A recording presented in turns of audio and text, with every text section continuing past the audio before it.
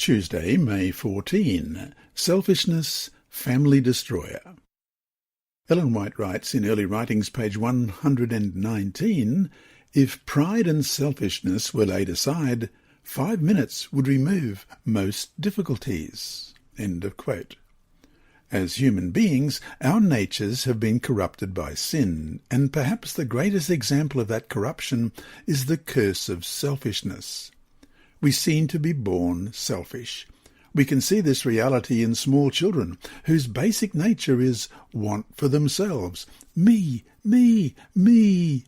By the time we reach adulthood, this trait can manifest itself in some pretty terrible ways, especially in the home.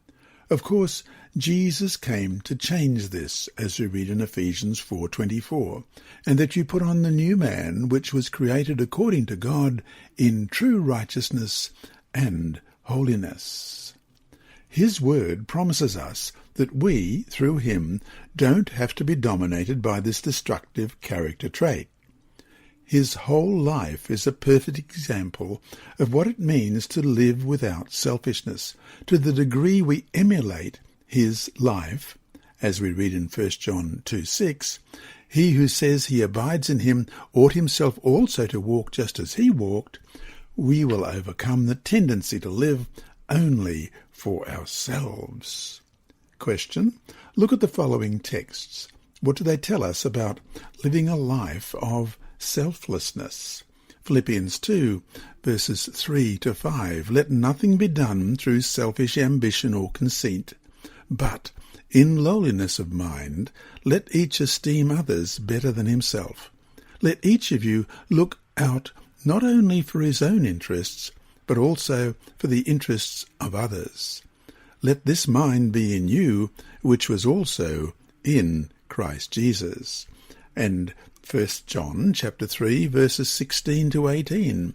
"By this we know love, because he laid down his life for us, and we also ought to lay down our lives for the brethren. But whoever has this world's goods and sees his brother in need and shuts up his heart from him, how does the love of God abide in him? My little children, let us not love in word or in tongue, but in deed and in truth."